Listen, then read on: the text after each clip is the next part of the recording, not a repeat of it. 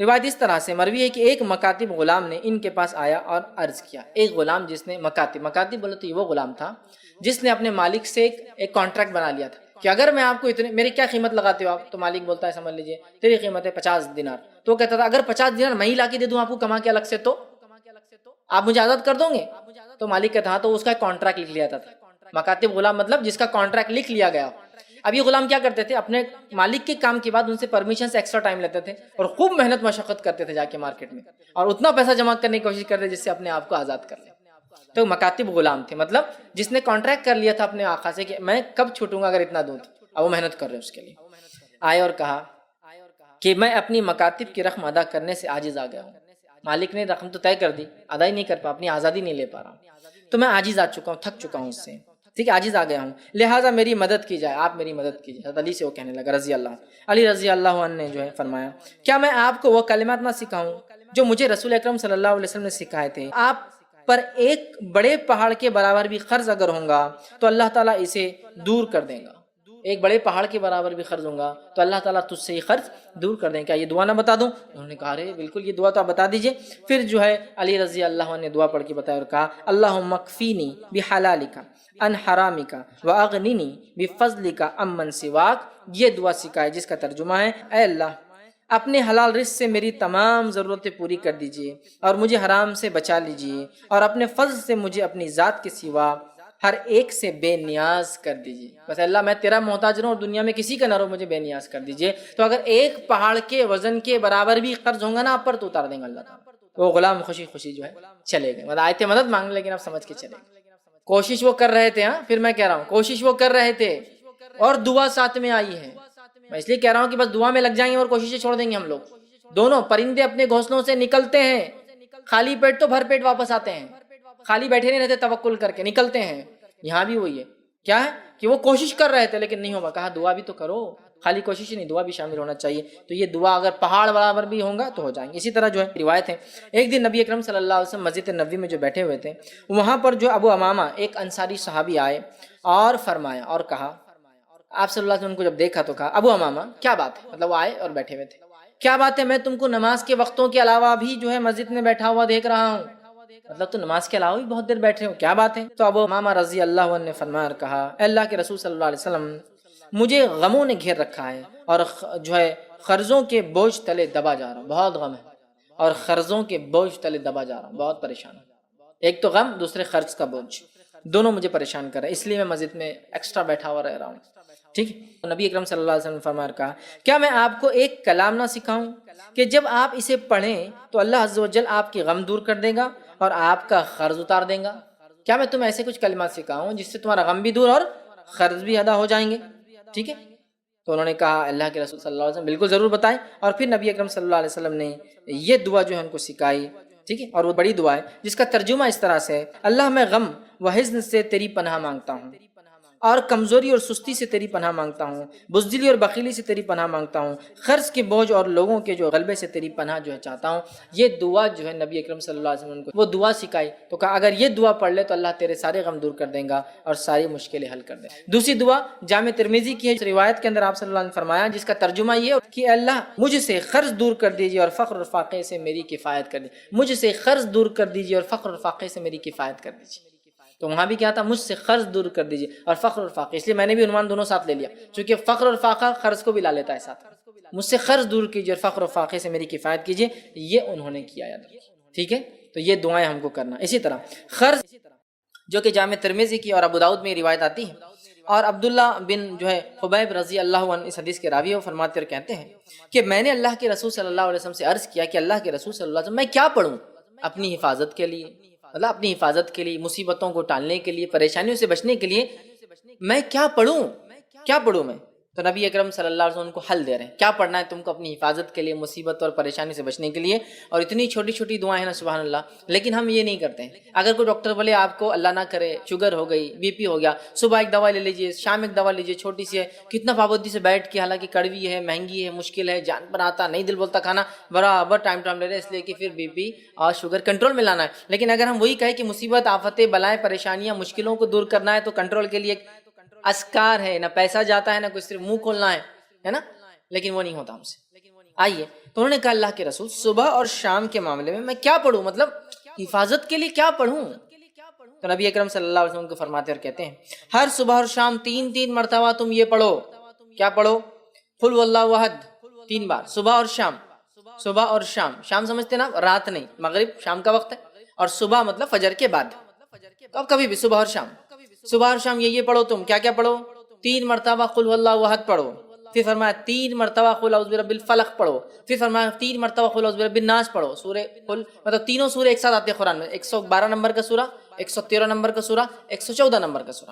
ان 3 صورتوں کو آپ صلی اللہ علیہ وسلم فرما رہے کریں, ان 3 صورتوں کو تم پڑھیں تو آپ کو ہر وقت پریشانی والی چیز سے اللہ تعالیٰ بچانے کے لیے کافی ہو جائے گا. وہ پوچھ رہے ہیں میں کیا کروں, مصیبت پریشانی آفت کوئی آ جائے تو آپ صلی اللہ علیہ وسلم سلوشن پیش کریں. سلوشن یہ کہ صبح اور شام 3 مرتبہ سورہ اخلاص, سورہ فلق, سورہ ناس پڑھا کرو, یہ تمہارے لیے کافی ہو جائے گا. مصیبتوں کے لیے, پریشانیوں کے لیے, مشکلوں کے لیے کافی ہو جائے گا. اور اس کے تعلق سے یاد رکھیے ہم اتنی لاپرواہی برتتے ہیں, حالانکہ کتنے چھوٹے سورے ہیں, کتنے عام ہیں, تقریباً سب کو یاد ہوتے ہیں, لیکن یہ ہم سے نہیں ہوتا ہے, یہ نہیں ہوتا. ہاں کوئی مصیبت آ گئی اور کوئی کہے ایک ٹانگ پہ کھڑے رہ کر 11 بار سورہ یاسین پر برابر کر رہا ہے.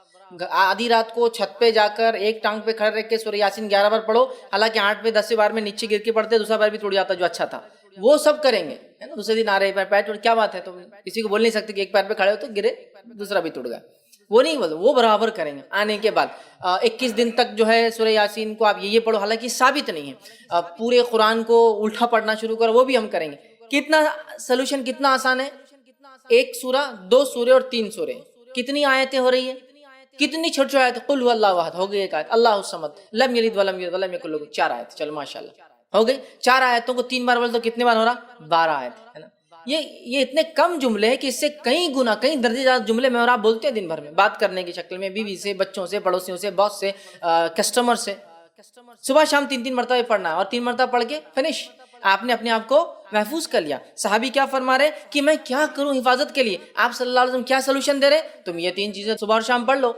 مطلب 3 بار 3 سوروں کو صبح اور شام پڑھنا ہے, تو گویا 3 بار 3 سورے دن میں, تو 9 اور شام میں 9, اتنے سورے پڑھنا ہے. اور اس کے بعد یہ ہوں گا, آپ صلی اللہ علیہ وسلم فرماتے ہیں کہ 3 مرتبہ پڑھو اور پڑھیں تو آپ کو ہر آفت و پریشانی والی چیز سے بچانے کے لیے یہ کافی ہے. اور نبی اکرم صلی اللہ علیہ وسلم کی حدیث بھی صورت کے تعلق سے, سورہ فلق اور سورہ ناس کے تعلق سے آپ نے فرمایا ان 2 صورتوں سے بہتر پناہ مانگنے والی کوئی صورت نہیں. ان 2 صورتوں سے بہتر, ان 2 صورتوں میں. آپ صلی اللہ علیہ وسلم بیمار ہوئے, خود پڑھتے تھے سورہ فلق سورہ ناس. بخار آیا جو آپ کا آخر مرض تھا, خود نہ پڑھ سکے تو کیا کہا اپنی زوجہ محترمہ سے, عائشہ رضی اللہ عنہا سے, تم پڑھ کے دم کرو. نبی اکرم صلی اللہ علیہ وسلم پہلے کچھ دعائیں پڑھا کرتے تھے, حسن اور حسین کو نظر نہ لگے, بولے نظر بد. جب سورہ فلق سورہ ناس آئی, صحابہ بولتے وہ آپ نے دعائیں چھوڑ کے سورہ فلق سورہ ناس پڑھ کے دم کرنا شروع کر دیا. تو بخار آیا, بیمار ہوئے تو آپ نے یہ پڑھا, بچوں کو نظر نہ لگے تو آپ نے یہ صورتیں پڑھی. آندھی اور طوفان آتی تب بھی آپ یہ 2 صورتیں پڑھتے. آندھی اور طوفان آ گئی سفر میں, قل اعوذ برب الفلق اور قل اعوذ برب الناس آپ تلاوت کرتے آندھی اور طوفان سے. جادو ہوا تو جادو کا علاج اسی سے کیا گیا, سورہ فلق اور سورہ ناس.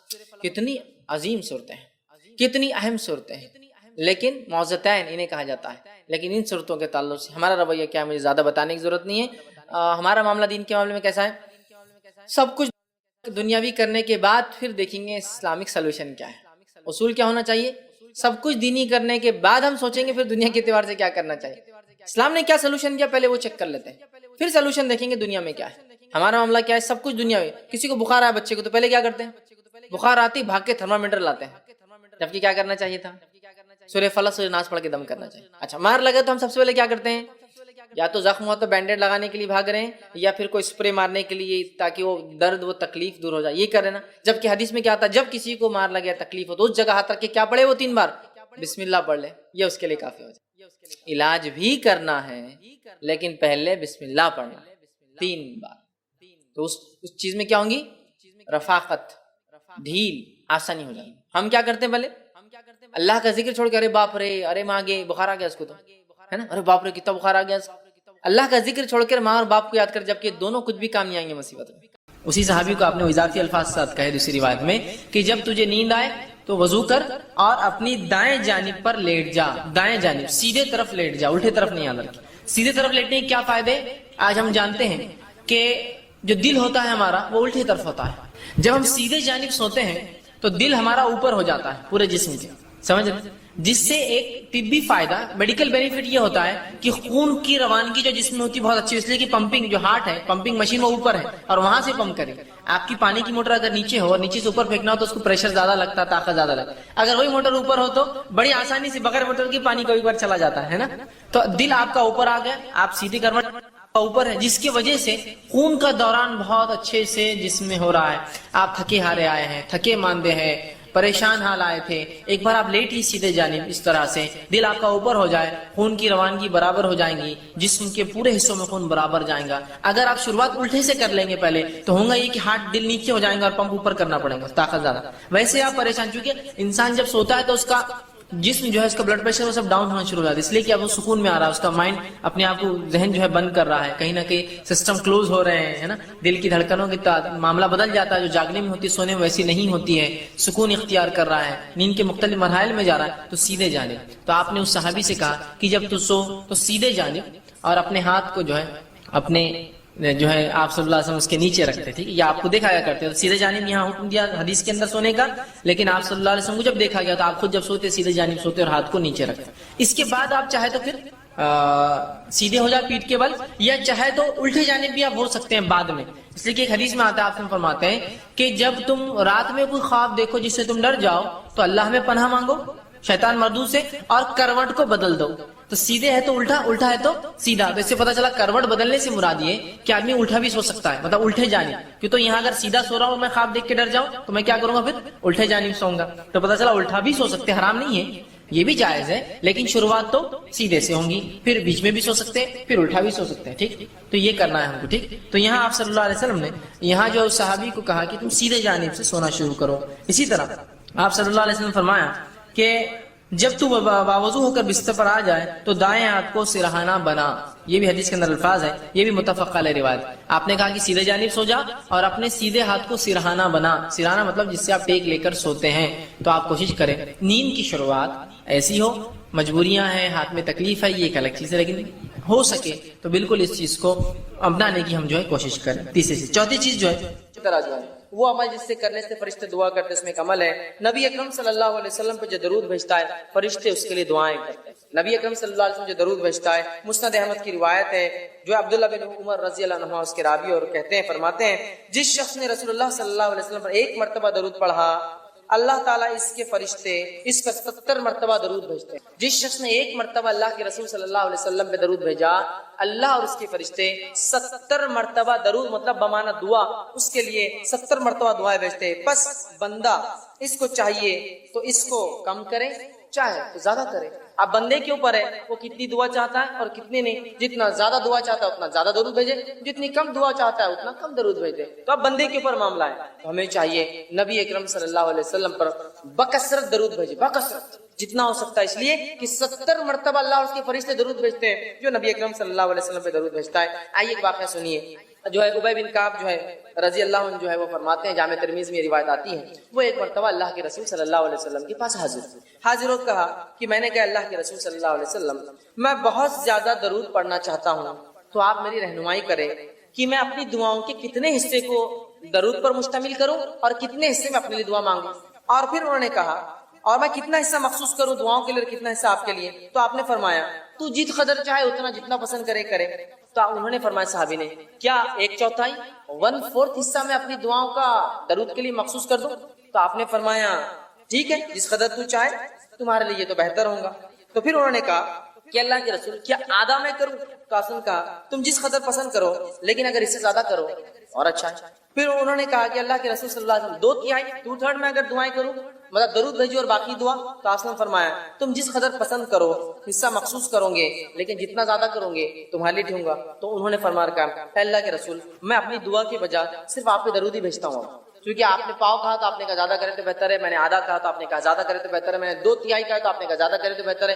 اب میں کیا کرتا ہوں، صرف آپ کو درود بھیجتا ہوں. تو آپ نے فرمایا کہا تو پھر تو تمہارے غموں کی کفایت کی جائے گی. اگر تم نے صرف میرے اوپر درود ہی بھیجا اور دعا اپنے لیے نہیں مانگی تو پھر تو تمہارے غموں کی اللہ کفایت کر جائیں گا، جتنے غم اور پریشان کفایت کر جائیں گے. اور گناہوں کو معاف کر دیا جائے گا۔ تو اس حدیث سے پتہ چلا نبی اکرم صلی اللہ علیہ وسلم درود بھیجنے سے غموں کی کفایت ہو جاتی ہے، ہر غم اللہ دور کر دیتا ہے اور اللہ تعالیٰ جو ہے ہمیں ہمارے گناہوں کو معاف کرتا ہے۔ تو ہمیں چاہیے کثرت سے نبی اکرم صلی اللہ علیہ وسلم درود بھیجے، دنیا کا بھی فائدہ اور آخرت کا فائدہ، دعائیں قبول ہو رही ہے، معافی مل رہی ہے، فرشتے بھی دعا کرے، اللہ بھی درود بھیج رہا ہے، اور 70 مرتبہ، ایک بار بھیجو 70 مرتبہ اللہ اور اس کے فرشتوں کی دعائیں۔ اسی طرح جو ہے تو دیکھیے 3 بار کرنا چاہیے۔ آئیے اسی طرح جو ہے نبی اکرم صلی اللہ علیہ وسلم جب لیٹ جاتے بستر پر سیدھے ہاتھ کے رخسار گلے کے نیچے اپنا ہاتھ رکھ لیتے، تب یہ دعا پڑھتے۔